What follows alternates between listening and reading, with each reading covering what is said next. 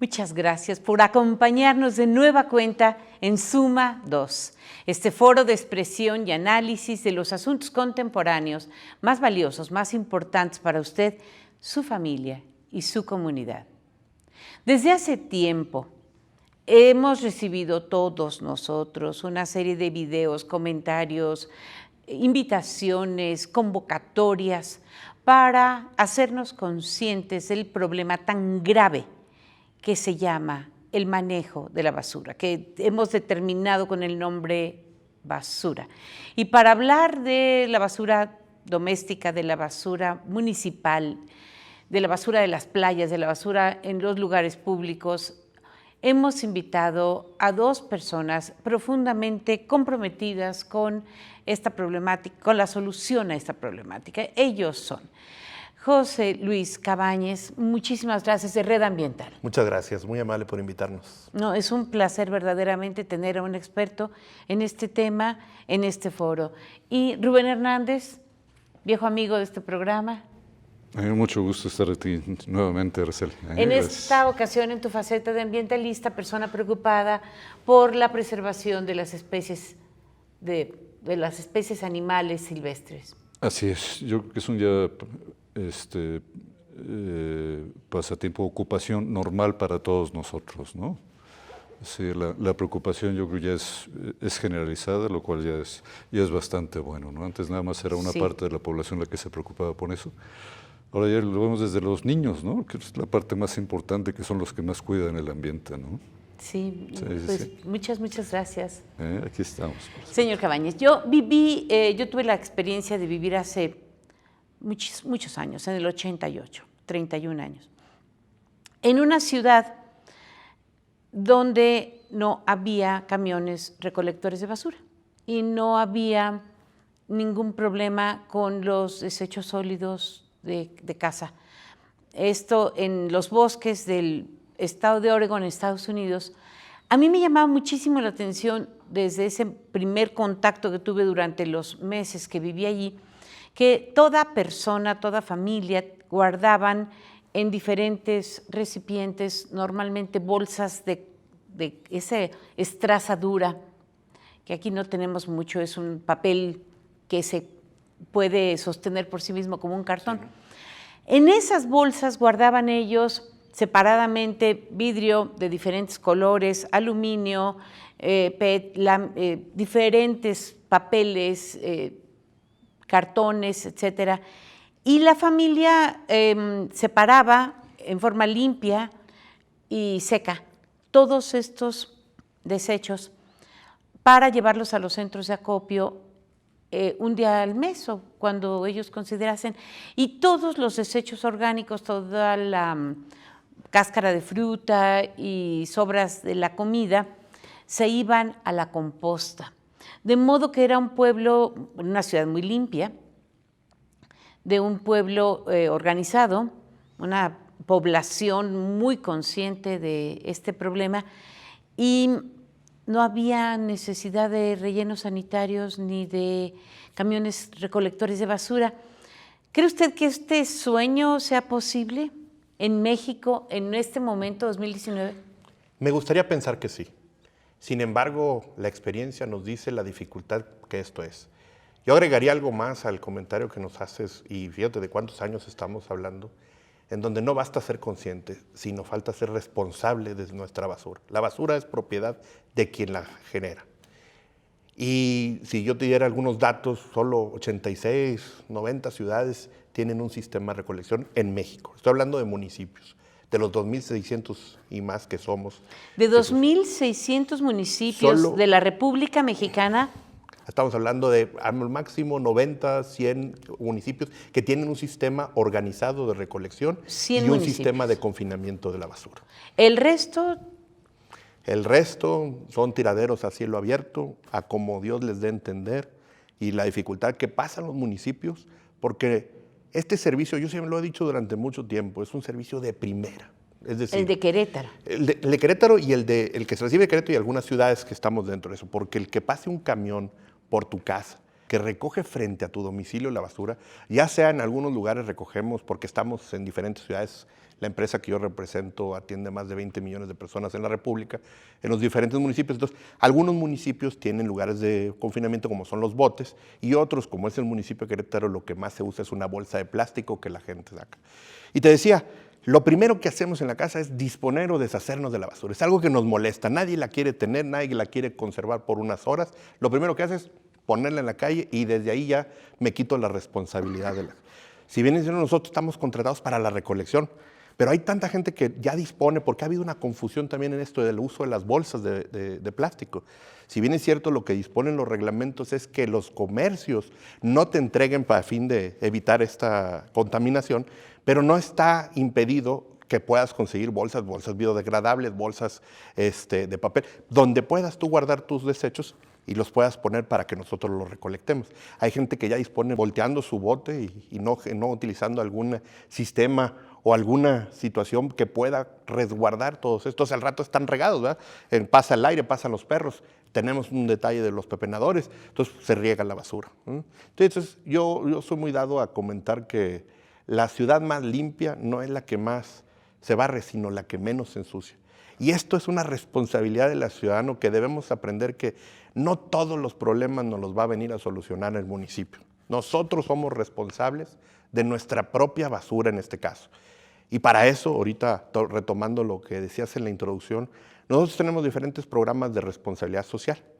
Parte de ellos es hacer inspectores ambientales, que vamos a las escuelas con los niños entre el 1º y el 5º grado a explicarles de manera muy didáctica, con libros, cómo es el tratamiento de la basura, porque la mayoría de la gente no sabe qué pasa con la basura, simplemente tira su basura, se deshace y luego se queja de su propia basura. Este es un tema que de veras lo veo con cierta situación difícil de entender porque, oye, pues es que está tirando un jugo, es que está oliendo mal. Bueno, ahorita comentabas algo muy importante. ¿Cuánta gente sabe o sabemos cómo poner las cosas en orgánicos, orgánicos? Sí. Todos estos orgánicos, pues muchas veces tiramos los líquidos de algunos contenedores que tenemos, ya sea la leche, ya sea el jugo, y van a la basura con todo. Y pues finalmente esos líquidos al rato se convierten en lo que en el tema nosotros de la basura lo conocemos como lexiviados, y esos lexiviados pues, son ácidos, ¿verdad?, que se juntan. Entonces, finalmente esos pues, se tienden a regar, y menos si no tenemos un lugar específico o correcto para resguardarlos, y también van a dar el camión, y el camión, pues, aunque estén muy preparados mis camiones para cuidar de esto, pues si es basura orgánica y es jugos y son un montón de cosas que nos tiran con líquidos, pues tienden a ocurren salirse, fermentaciones, sí. Y también contaminación del suelo del confinamiento, ¿no? Del lugar. No, aquí en este caso el confinamiento no es de nosotros. Ahorita te comentaba que hay diferentes formas de disponer. La más, digamos, antigua, primitiva, en muchos municipios es un tiradero a cielo abierto. Es decir, la gente va, encuentra un terreno y tira. En el caso de Querétaro, el municipio de Querétaro cuenta ahorita con 2 centros de disposición final. Es el relleno sanitario y una planta de separación, que es de reciente generación o creación. Cuanto al relleno, los rellenos ya tienen ciertas características y deben de cumplir con ciertas NOMS, que son norma oficial mexicana, donde para hacer un relleno requieres primero de un terreno que tenga después una geomembrana en doble capa para efectos de que los líquidos no pasen al subsuelo y una manera de controlar esos líquidos. Se supone que los rellenos deben de estar sacando esos líquidos, generando también para los gases una especie de fumarolas que se prenden para quemar estos gases que se producen. En el mejor de los casos, como otro caso que conozco es el caso de Nuevo León, esa energía va a dar a uno que le llaman el metro rey, que es con la energía que se mueve el metro allá. Entonces, en el mejor de los casos es conducida estas fuentes de energía, y esos líquidos que te digo son a veces son sacados de la parte donde se generan para ser esparcidos y que luego estos sean evaporados. Entonces, esas ya tienen un control. Sin embargo, no es la realidad de la mayoría de los municipios. Ya, muy, muy, muy interesante, Rubén. Y todo esto, de alguna manera, afecta el medio ambiente, ¿no? Que es una de tus preocupaciones. Todo esto, no solamente esta basura de la que habla el señor Cabañez, sino la basura que la gente tira en la carretera. La gente va un día de campo y deja el campo lleno de basura. Claro que sí. Ahora, ha habido un cambio de conciencia notable, como lo digamos ahorita desde la forma, la presentación en las escuelas que se hace, la educación de los niños, la concientización en los medios, de una forma muy, muy favorable, ¿eh? Yo me acuerdo de chicos, pues eran más o menos normal, la servilleta, pues la tirabas, pues o sea, como que no pasaba nada. Ahorita tira una servilleta en la calle y el vecino que va pasando dice, señor, se le cayó este papel, ¿no? Y ya ha mejorado bastante, ¿no? Ahora, yo siento, después que nos lo corrobore el Sí. experto, tengo la percepción de que la basura es prácticamente un invento del siglo XX. O sea, yo creo que en el siglo XIX la gente iba con un cántaro a recoger agua a donde lo requería o sacaba de un pozo domiciliario o de otro tipo y recogían la fruta directamente de los árboles, había una distribución a través de los mercados. La gente iba con canastas, con bolsas de yute, con bolsas de tela, con otro tipo de contenedores a los mercados a proveerse de alimentos, granos, semillas, leguminosas, de forma pues organizada, porque nunca llevaban un contenedor desechable. Esa es mi impresión. Ahora, sí, yo estoy de acuerdo contigo, es un subproducto de la tecnología, ¿no?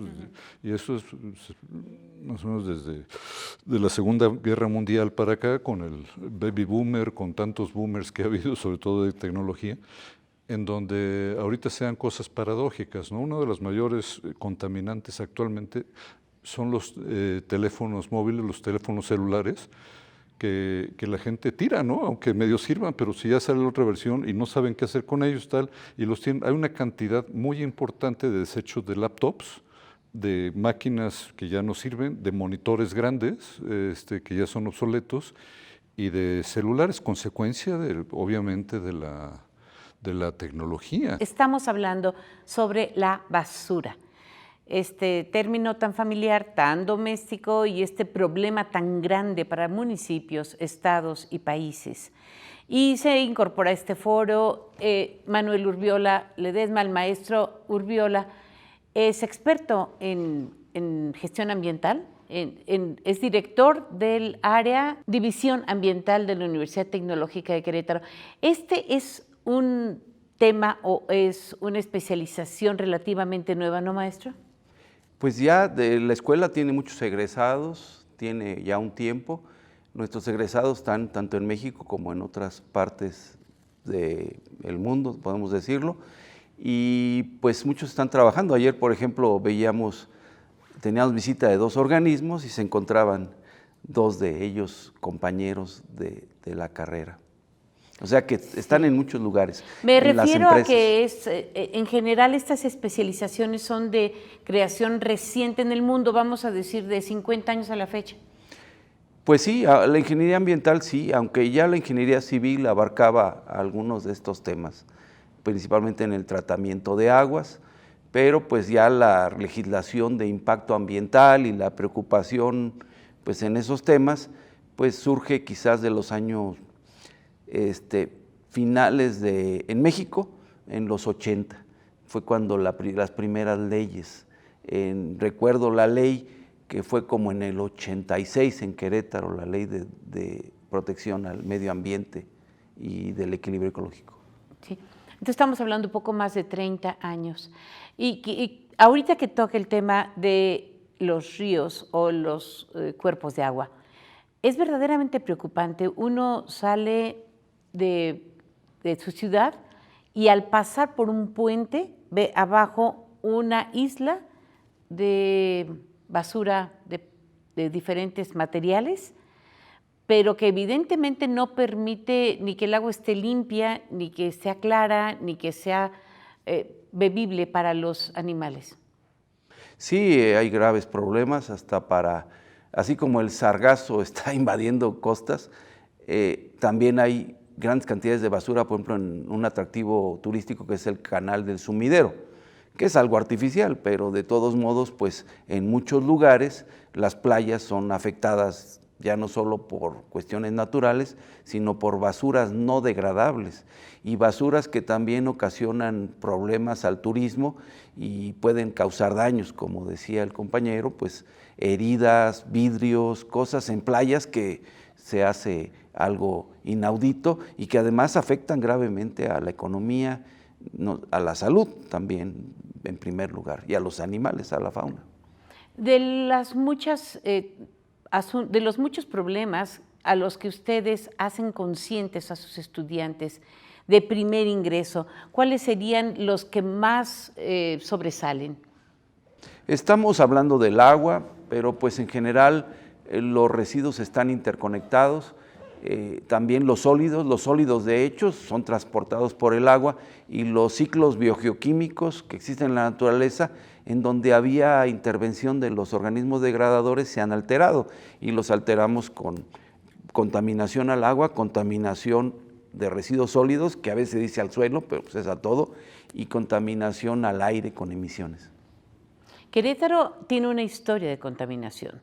Cuando el marqués de la Villa Villar del Águila, Juan Antonio de Urrutia y Arana, trajo a las monjas capuchinas de su convento de la Ciudad de México para establecerse aquí, estamos hablando de 1730, y había una contaminación muy seria en los mantos freáticos de Querétaro, de esta ciudad, por la gran cantidad de obrajes que estaban trabajando lana y residuos animales. Toda la sangre se iba al subsuelo y todos los tóxicos con que se trabajaban las pieles para curtirlas o se teñían desde algodón hasta brocados. Sí, bueno, también me ha gustado la historia y es una cuenca en que vivimos, las aguas superficiales y las aguas del subsuelo. Las aguas del subsuelo pues estaban quizás en algunos puntos bajos de la ciudad, a 20 o 30 metros, había pozos en las casas. Obviamente también había un buen uso de las aguas de lluvia, en los conventos como este u otros conventos recibían las aguas de lluvia, pero muchos escurrimientos iban al río y el río tenía agua que llamaban sucia. ¿Por qué? Porque pues sabíamos que en ese tiempo, además del ganado, había como ya había el camino de tierra adentro, había caballos, había arrieros, mulas, burros, y al ir a beber pues también contaminaban las aguas del río. Pero en general elementos biodegradables. A mí también me tocó ver el rastro que estaba situado junto al río, vertía toda la sangre y residuos de contenidos ruminales y todo eso iba al río. Hoy sabemos que estos pues, pueden aprovecharse y manejarse de mejor manera. ¿Se puede revertir el daño? Sí, de hecho, lo que estamos viendo con técnicos, por ejemplo, teníamos un evento con un científico de la UNAM, Campus Juriquilla, el doctor Buitrón, y hablaba, lo que coincidimos, ya habíamos pensado también eso, cómo muchas de los residuos de lo que ahora son contaminantes son un recurso potencial y con buena calidad. Claro, hay que tener las técnicas ambientales para procesarlo y convertirlo en energía o recuperar los materiales, y dos, tener las cuestiones que son de índole logístico para copiarlos a un costo que todo sea rentable. Esto es los costos-beneficios y costos internos, porque si hablamos de los costos que se llaman externalidades, ahí es otra situación que siempre son rentables. Esto es, si tomamos en cuenta los daños al medio ambiente, a la salud humana, a la salud animal, a la estética, al turismo, pues los datos. Pero eso no lo toma en su balance un particular, una empresa o hasta la casa, ¿no? Tenemos que buscar también los valores internos. Y se dan en muchas empresas, y empresas que tiraban productos, ahora ya no los tiran, sino que los procesan o buscan un mercado para ellos y se hace esto rentable. Bien, muchas gracias. ¿Qué me dices con respecto de la economía? Tú que eres experto en finanzas. Pues míralo, yo estoy totalmente de acuerdo con el maestro en el sentido de que cualquier política que sea sustentable a largo plazo ¿sí? Debe ser costeable, ¿no? Y no hay mejor forma de costear algo que los mismos residuos tengan algún valor adicional en el mercado, que es lo que estamos diciendo.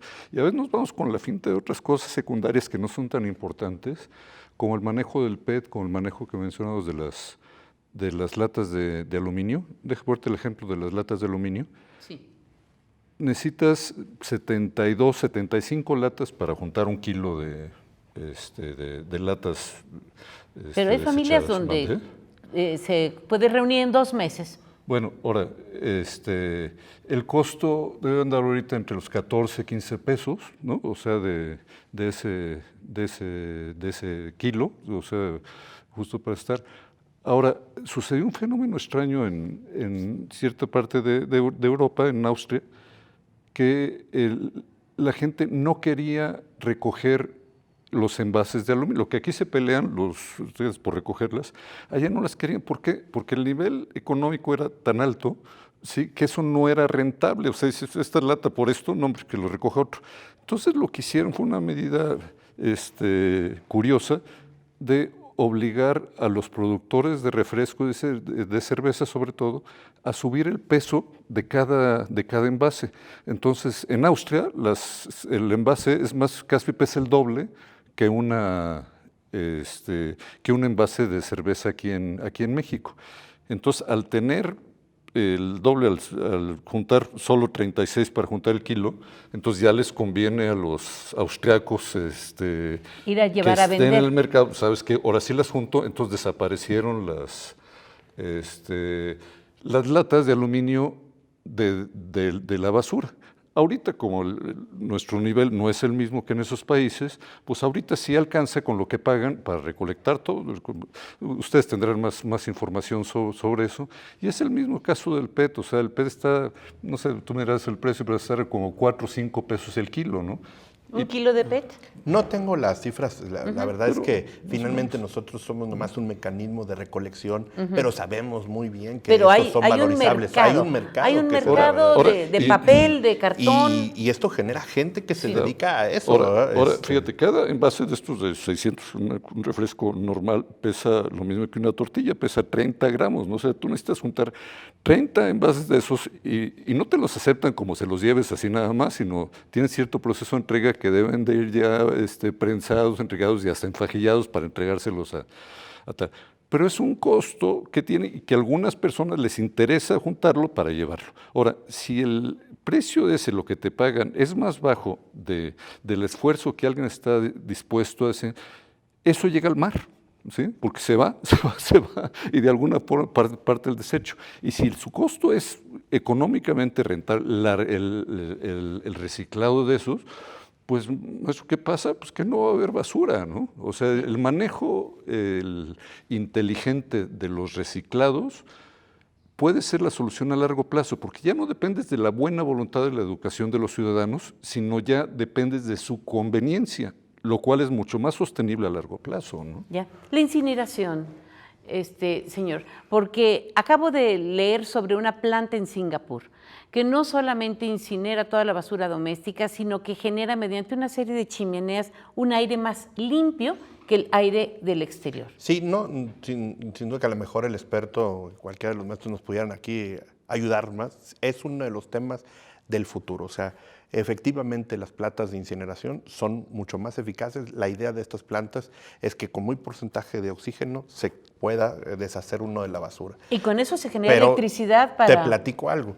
Nosotros como empresa hemos ido a Europa a ver este tipo de plantas de incineración y si aquí tiene un costo por la disposición, la planta de incineración se va a un costo que en México ahorita todavía no es factible hacerlo. No, y menos si tantos municipios no tienen un sistema de recolección como el nuestro. Claro. ¿Verdad? Manuel.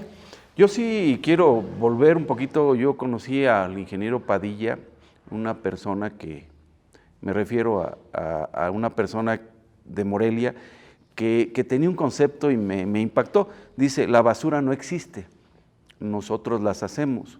¿Por qué? Porque si tenemos cáscaras de plátano, aquí un montón de papel y un montón de latas y un montón de PET, no es basura, son residuos valorizables. El problema es si los mezclamos, Entonces sí, porque las cáscaras van a mojar el papel y lo van a inutilizar para el reciclaje de papel, porque además va a costar trabajo separarlo, separar el PET, separar las latas del resto de los residuos, ¿no? Entonces nosotros lo hacemos al mezclar. Pero pues volviendo a esto, yo nada más contemplaría de manera general el aspecto de las R's.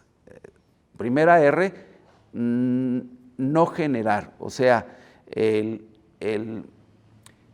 reducir nuestros consumos, es la primera R.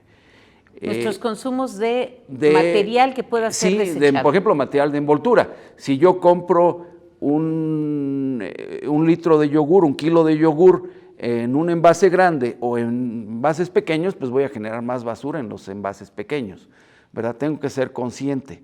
2, reusar. Esto es, como también comentaban los compañeros, pues por ejemplo un reuso era los envases de vidrio de la leche o los envases de las bebidas que reutilizábamos varias veces. O sea, ese es el reuso. Un tercer nivel es reciclar, o sea, ya no voy a usar el envase como envase, pero voy a mandar el material para que se recicle. Y eso es lo que a veces estamos manejando más o dando énfasis, el reciclaje de PET, el reciclaje de aluminio, otros materiales. Y por último, podemos decir el recuperar, vamos a llamarle así, que es cuando ya no hay en él, hacemos un tratamiento y recuperamos lo valioso que puede ser la energía.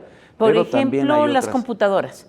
De las computadoras se abren y se les extraen determinados elementos que pueden ser reusables y hay otros que no. El plástico se separa el componente interno de la computadora. Y se recupera su energía, si es que el plástico no tiene mercado o si está tan mezclado que no podemos tratarlo. Hay otras tecnologías, también lo podemos, como proviene de petróleo, podemos hacer un material sometiéndolo a temperatura y presión en ausencia de oxígeno para que no se queme y entonces generamos otra vez un líquido que es similar al petróleo, ¿no? Entonces podemos recuperar ese líquido, puede ser incinerado o un gas que sea incinerado, claro, con las precauciones. Y aquí yo mencionaron hace rato el PVC. El PVC sí es el que puede ser prohibitivo, así como algunos otros materiales electrónicos, como el mercurio, un metal volátil, un metal líquido, y que pueden irse a la atmósfera y pues ya como los volvemos a confinar o recuperar. Sí, Manuel, estamos muy lejos de usar materiales compactados para hacer, por ejemplo, tramos de una autopista. No, ya hay quien lo hace. De hecho, por ejemplo, con mezclas de plásticos está la madera plástica, que puede ser tratada igual que la madera vegetal normal. Y los aglomerados con que todos tenemos en la cocina, ¿no? Sí, en muebles, sí, en formaica. Se pueden recuperar los materiales. Y hay también, porque a veces pensamos en todo lo que hacemos a mano, ¿no? Pero hay también máquinas muy evolucionadas que pueden separar. Estaba viendo yo una tecnología alemana que separa diferentes tipos de plástico de envases por el color y pues lo hace de manera eficiente, que llegan a porcentajes para el reciclaje de pureza de más del 90%. ¿Las multas funcionan para que, por ejemplo, las industrias no saquen residuos tóxicos de manera clandestina o de manera irregular? Yo sí he pensado, tenemos dos manos, tenemos una mano amable que da la mano, que dice, pero agarramos las cosas con la otra mano, que es la mano de la corrección. Y, por ejemplo, algunas cosas sí son prácticamente delito ambiental, porque una cosa es que yo tire basura y también puedo tirarla en un lugar pues muy impropio. Por ejemplo, quien tira basura a lo largo de las carreteras para que la Comisión de Caminos la recoja, que es lo que finalmente sucede, pues debería ser multado.